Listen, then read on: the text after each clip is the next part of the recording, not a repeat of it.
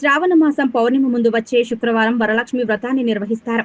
దానిలో భాగంగా రామాయంపేట మండలంలోని వివిధ ఇళ్లలో పెద్ద ఎత్తున వరలక్ష్మి వ్రతాన్ని ఘనంగా నిర్వహించారు. రామాయంపేట పట్టణంలోని కాసం సంతోష్ గుప్తా తన నివాసంలో మణిదీప వర్ణంలో కొలువైన మహాలక్ష్మి రూపాలను, అష్టలక్ష్మి దేవతా రూపాలను, ఆదిలక్ష్మి, ధనలక్ష్మి, ధాన్యలక్ష్మి, విజయలక్ష్మి, సంతానలక్ష్మి, ధైర్యలక్ష్మి, గజలక్ష్మి, విద్యాలక్ష్మి రూపాలను ఏర్పాటు చేసుకుని వేద పండితుల మంత్రోచ్చరణల మధ్య వరలక్ష్మి వ్రతాన్ని ఘనంగా నిర్వహించారు. అనంతరం మహిళలకు పసుబొట్టు వాయనాన్ని ఇచ్చిపుచ్చుకున్నారు.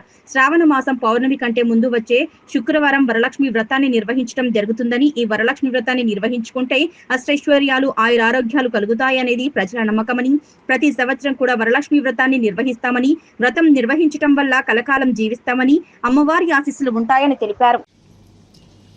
జై శ్రీమన్నారాయణ. జయ జయ శ్రీమన్నారాయణ. సర్వమంగళ మాంగళ్యే శివే సర్వార్థ సాధకే శరణ్యే త్ర్యంబకే గౌరీ నారాయణ నమోస్తుతే.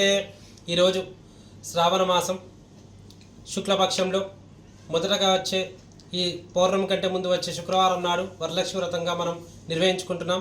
అందులో భాగంగా కాసం సంతోషం వారి కుటుంబంలో ప్రతి ఏటా అంగరంగ వైభవంగా ఈ వరలక్ష్మి వ్రతాన్ని అంగరంగ వైభవంగా నిర్వహిస్తుంటారు. కాబట్టి అందులో భాగంగా ఈరోజు మనం మణిదీపవర్ణలో కొలువైన దేవతలను, దేవుళ్ళందరినీ కూడా ఇక్కడనే తన ఇంట్లో కొలువై చేసుకున్నట్టు మంచి చక్కగా అన్నీ కూడా అశ్వరథ వాహనాలపై అష్టదిక్పాలకులు, పంచపల్లవాలు, ఆభరణాలు, తర్వాత ఇతరత్ర వాటిని అందరినీ ఆహ్వానేసి మంచి వైభవపేతంగా ఈ కార్యక్రమాన్ని నిర్వహిస్తున్నారు.